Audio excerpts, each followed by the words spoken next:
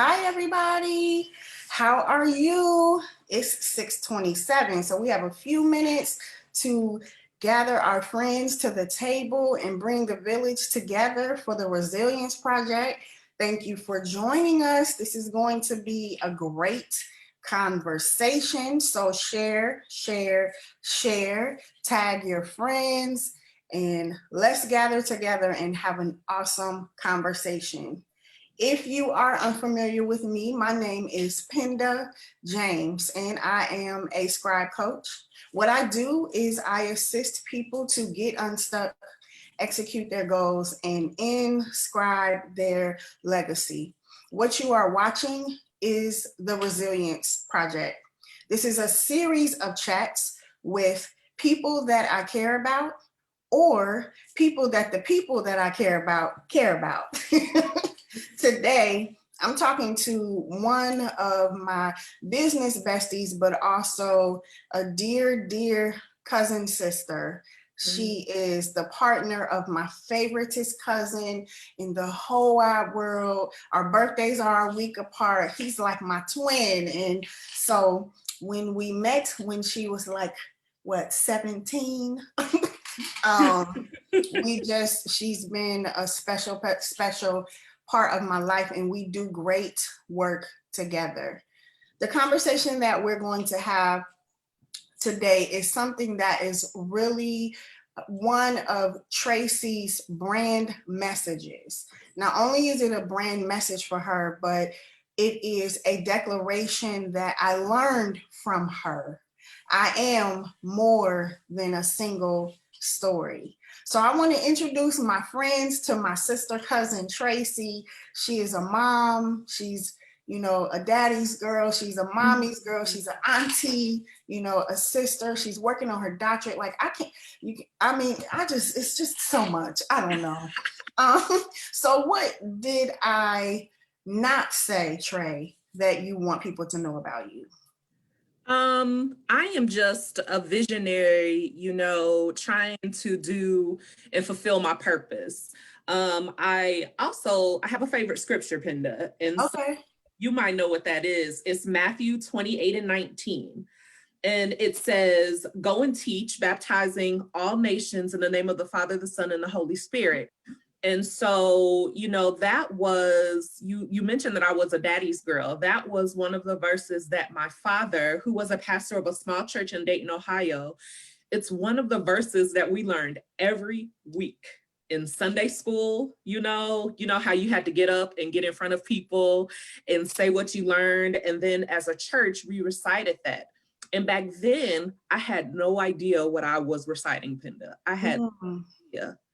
But I think within the past year or so, I have really understood why God gave my father that verse to teach to his flock. And now it has been embedded into my heart, into my soul, who I am as a person. And so with everything that I do, I really believe that my job is to go. My job is to teach. And every conversation that I have, every interaction that I have while I'm at work, while I'm at home, while I'm at school, my job is to make sure that people understand who they are and whose they are. So that's just another little thing. So people can kind of understand that I really take what I do and who I am very seriously. And I always know that I'm representing the Father. And if I'm not representing the Father, if I am not representing him by inspiring others, then I am not doing what I was put here on earth to do. So let's talk about how you allowed one story to define your life, all of your decisions, all of your opportunities, all of your perceptions of yourself. How do you define what it means to be more than a single story? So let me just give a little background. As I was matriculating, going to college, beginning my college journey, when I was a junior, I was 21 years old, I got pregnant. And so I got pregnant, and, you know, being a preacher's kid, I had a lot of people say a lot of things about me. You know, they made assumptions. They, you know, said because I was pregnant, because I was going to have a child out of wedlock when I was so young, that I wasn't going to graduate from college, that I was always going to be needy, you know, that I was always going to be struggling. You know, I even had a family member say to me, you know, I can't believe that you let that man make you a whore, right? And so, yeah, it was devastating. It was devastating. And though I and though I was strong, like, it also fueled me. It fueled me to prove them wrong. And so I told you the story, and the people in More Than a Single Story Collaborative, that because of those interactions, every time I talked about who Tracy was, I always said, hi, you know, I'm Tracy, I'm a single mother. You know, sometimes I need help and I struggle, you know what I mean? And I would say that to people. And people would be like, well, wait a minute, why are you introducing yourself in that negative way? You know, why are you thinking that this is your only story? And when I was working at a university, one of my bosses, we were watching a TED Talk called The Danger of a Single Story. And one of my bosses said, this is what you do. You use one story to tell who you are, and it's just a little bit of who you are. And so that day I came to the realization that, my goodness, having a child out of wedlock when I was young is just a small piece of who I am and what I have accomplished. It is just a small story in the journey. It's a small story in my timeline. And so, you know, that is when I realized that I was more than a single story. And that was kind of how this movement, More Than a Single Story, was created. Mm. You know, I told you before also that I hate putting myself in a box. And the ironic thing was, do you remember that conversation? The ironic thing was, I was putting myself in that same box that I didn't want other people to put me in. So let me go right there, Trey. This is exactly why the Resilience Project was birthed. Because the box that I put myself in was built off of perceptions that I thought other people would have of me as a pastor's wife. Yeah. Some of them do exist. Some of them don't. But I stayed in that box for 4 years. I just came out in August when I did my first chat with my friend J. Robin Jones. And so when you talk about being defined by one story and how people say all of, like, you didn't tell me somebody said that part.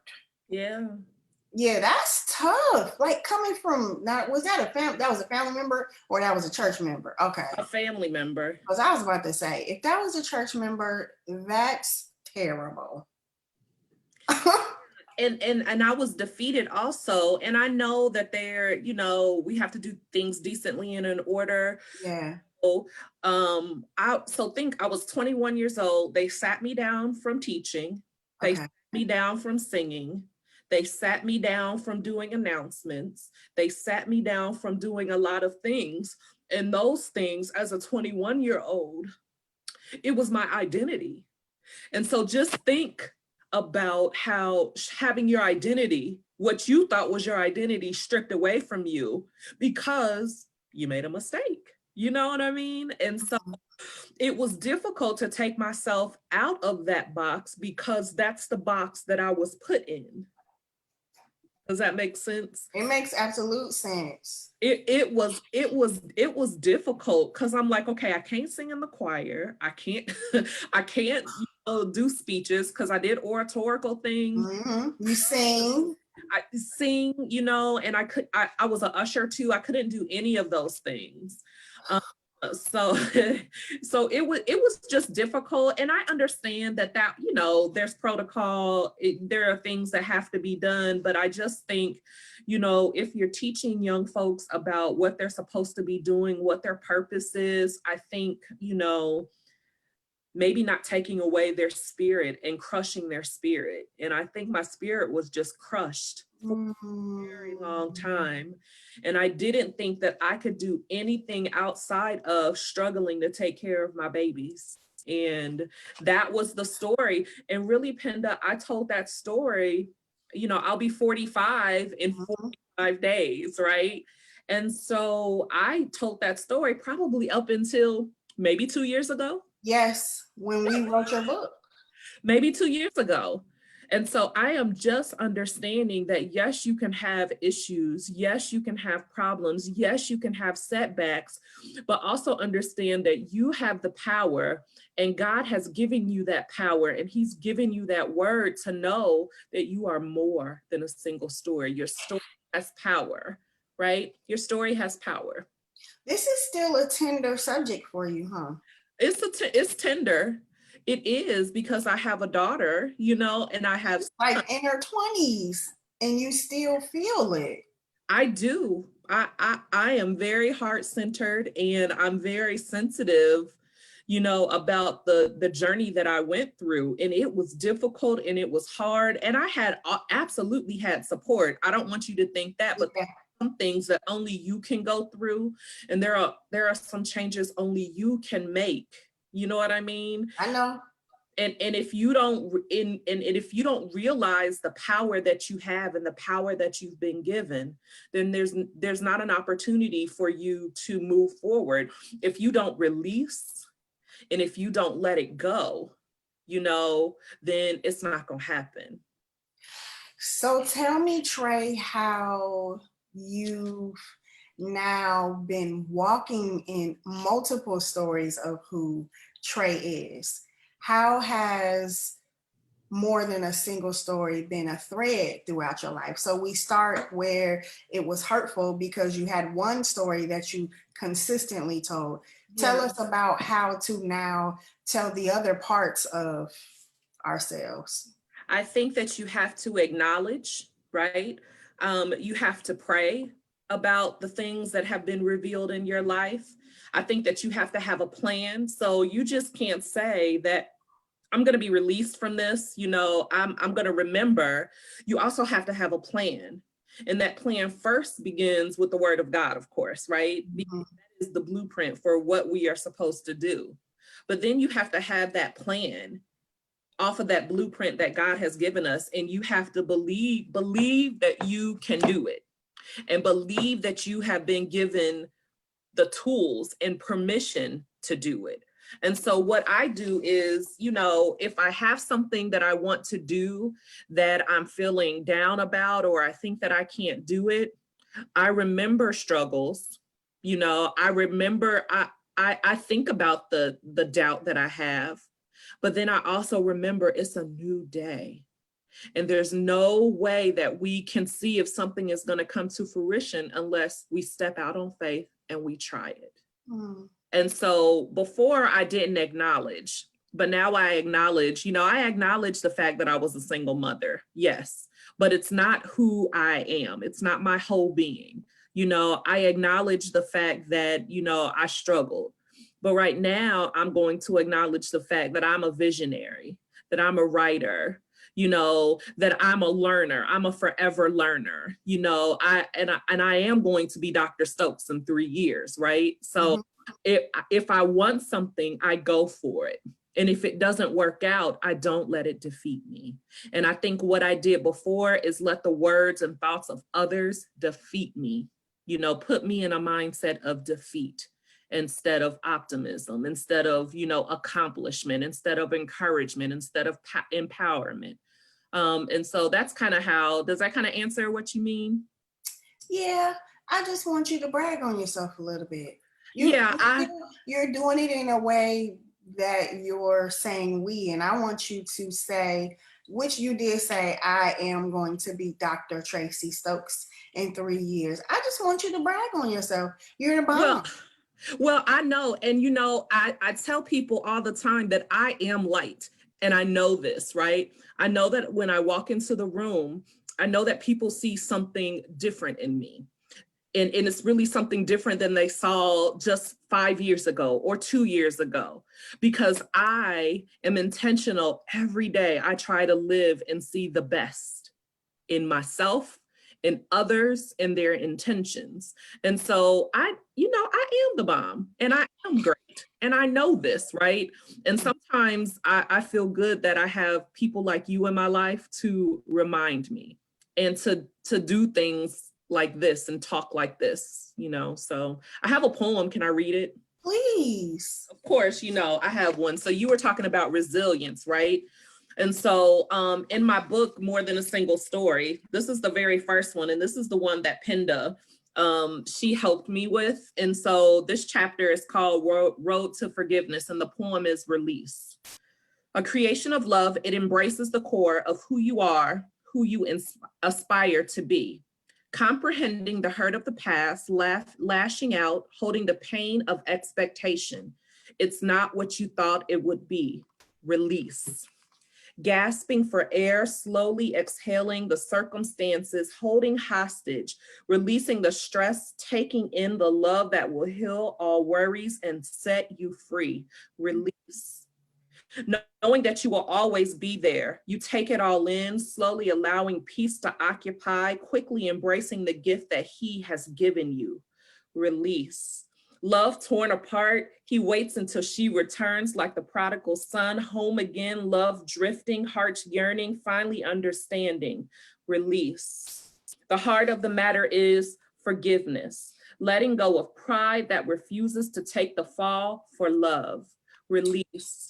No longer giving in to forces that trap false prophets of self-hate. The heart always finds a way to be free. Breaking through, emerging, no longer doing harm, forgiven by the one who matters most. Release.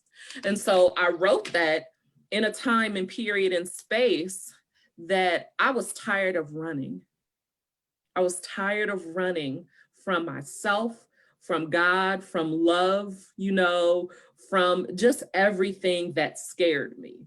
Because me, if I'm scared or if I don't want to deal with it, I ball up in a corner, I go in a cocoon, and I don't come out until I feel safe. I have to come find you sometimes. You have to come find me, and you're not the only one. And so that's how I protect myself from hurt. And that's how I protect myself when I am fearful, right? That's how I protect myself. So if I go away and don't come back out, that's what it is, and so you tell me, I can always tell when something's up because I don't hear from you, right? Mm-hmm. It's just a defense mechanism. And so it is, it's like a turtle that draws in, and I might poke my head out and look. Yeah. I'm gonna go back in to kind of protect myself. So Sharnae Hearn Davis, I'm going to say to you, she says, Trey, oh no, I just came on and we already talking about running. And so what I get from this discussion that we're having, Trey, is that being more than a single, this is what I'm internalizing right now, is that being more than a single story means that I need to release all of my own expectations and the expectations of other people so that I can embrace everything that God is calling me to be. And everything that he's calling me to be becomes a story that I write for him. That's a perfect way to lay it out. You don't have to try and create your life story, because your life story, how it is and how it has come to fruition, is perfect in every way. And, I tell people that your story has the power to break barriers and inspire others to hope. And know that whatever you have gone through, you don't have to make it rosy. You don't have to make it pretty. Or maybe you don't have, your story, it hasn't been horrible and terrible, right? You just make sure that you are feeling comfortable enough to say, okay, this is what I've gone through. This is what I want to share. This is how I can contribute to someone else making a transformation. And so I love the work that I do in the community and for my professional, position and for my business, because I get to be a demonstration of purpose. I get to be a demonstration of love, and I get to be a demonstration of light. And I take that seriously. I don't take it lightly. And so, yeah, I forgot what I was going to say, but, I really love that I get the opportunity every day to demonstrate, the things that I've gone through and teach other people how to see the lesson in everything that they have gone through or everything that they're doing. Absolutely. The running for me manifests not because I'm afraid of my story, because I tell my story all the time, but in how people will receive it, because my story is not for everybody. And so now that I've gotten to the place where it's okay for me to say, this is my story, this is how I live, and if you don't like it, it's not for, I'm not living for you. I spent 46 years living for everybody else's approval. And now it's like something says to me, I'm more than a single story. It's time to dream in color again. It's time to believe that there's power in what God gave me. And so thank you for being part of my village to help me remember that when I forget. Yeah, I think I had a friend who said earlier on the phone today, I don't know what I can contribute to the world. When you see things, tell me. And I told her, I said, girl, bye. I said, I said, your life and what you do on a regular basis. And I had to tell her, these are things that I see.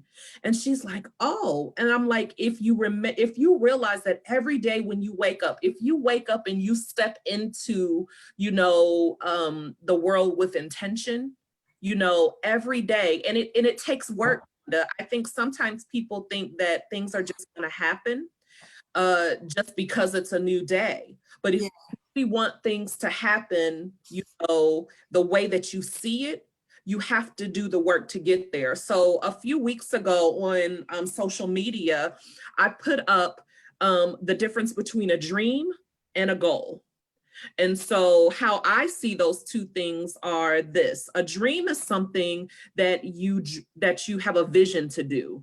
These are things that you would put on your dream board, right? Or your vision board.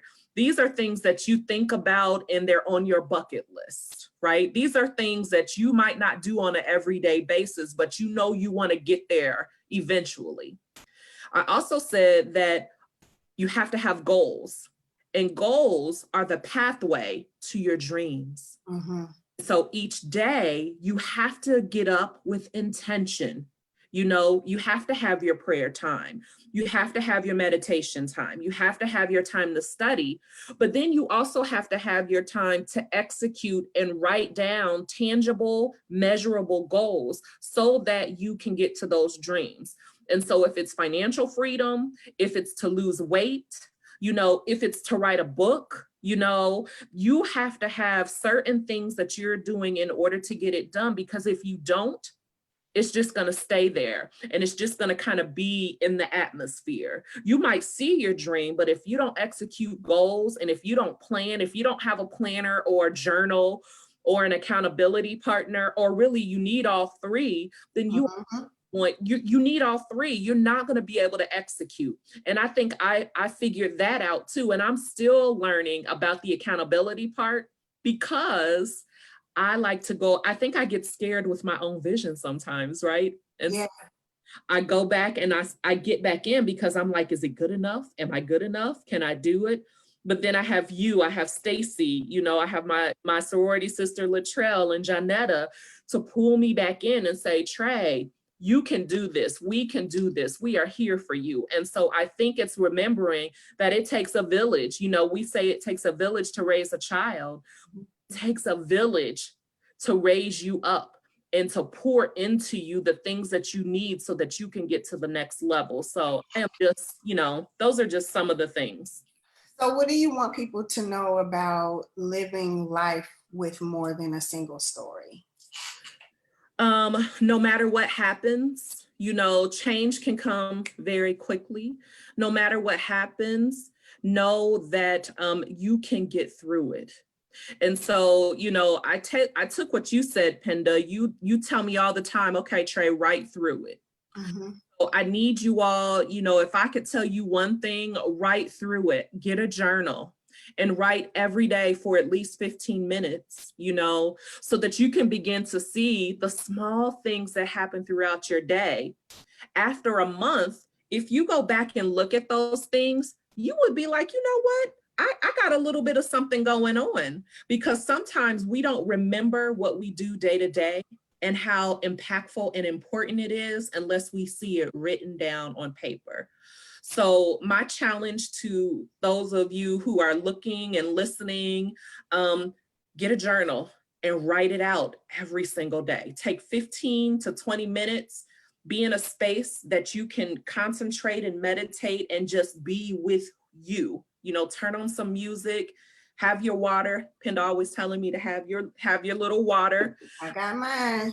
I have mine. I call, you know, yep, some morning affirmations. I call it morning coffee. So having confidence, optimism, faith, focus, empowerment, and encouragement.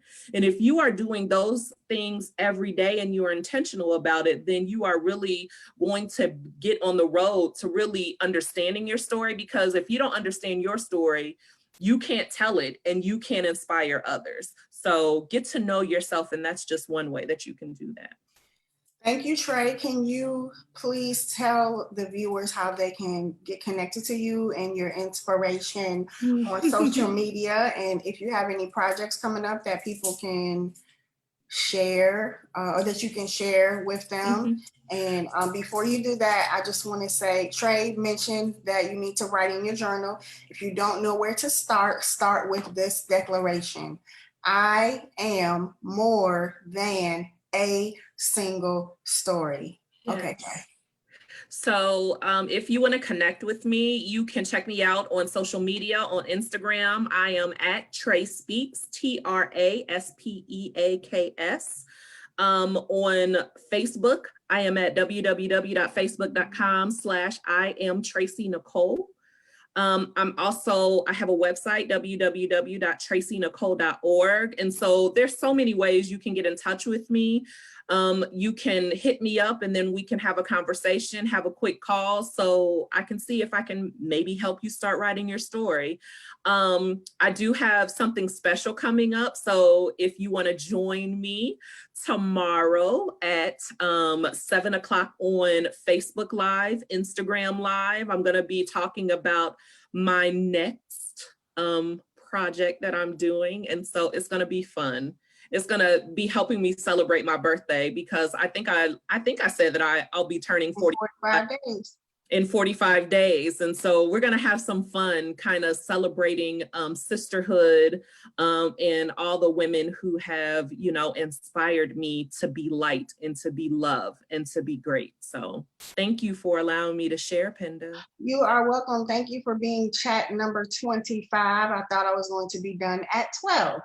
Yeah. However, that is not the case. So thank you for being magic number 25.